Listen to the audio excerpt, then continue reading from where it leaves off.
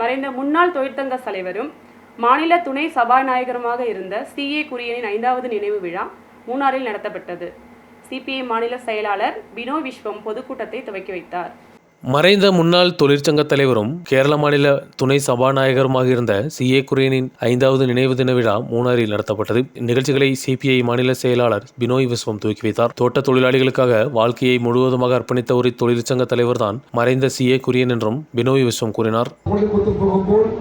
നമ്മുടെ സ്ഥാനാർത്ഥി ഈ ദേവകുളത്ത് സഭാപിയെ രാജിയായിരിക്കും.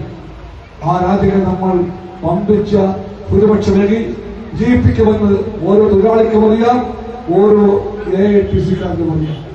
നമ്മുടെ നിലപാടാണ് ഈ ചുവന്ന കൊടി, ഈ കമ്മ്യൂണിസ്റ്റ് കൊടി, ഈ ചെങ്കൊടി നമ്മളെ പഠിപ്പിച്ചു. മതഭേദമാകട്ടെ, ജാതിഭേദമാകട്ടെ, പേരെന്താകട്ടെ, നമുക്കെല്ലാം ഒരു പേരുണ്ട്, പൊതുവായ പേര്. ആ പേര് തൊഴിലാളികളുടെ പേരാണ്. ആ പേര് മഹത്തായ പേരാണ്. ആ പേരിന്റെ കൂടെ നാം പറയുന്നു നമുക്ക് ഒരു പേര് കൂടെയുണ്ട്. ആ പേര് AITUC എന്ന പേരാണ്.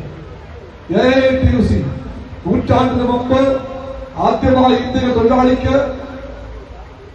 നെഞ്ചിന് വെട്ടിപ്പിടിച്ച് നട്ടല് വിളിക്കാതെ നിൽക്കുവാൻ പഠിപ്പിച്ചത് ആ പേരാണ്. தபால் நிலையம் முன்பு பொதுக்கூட்டம் நடைபெற்றது. பொதுக்கூட்டத்திற்கு முன்னோடியாக ஆயிரக்கணக்கான தொழிலாளிகள் பங்கெடுத்த மிகப்பெரிய ஊர்வலமும் நடத்தப்பட்டது.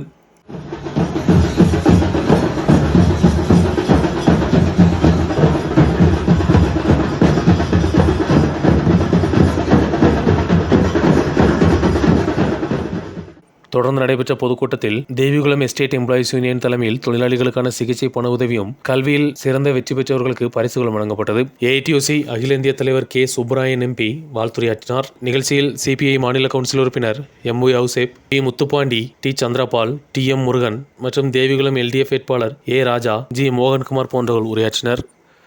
News bureau, Munnar.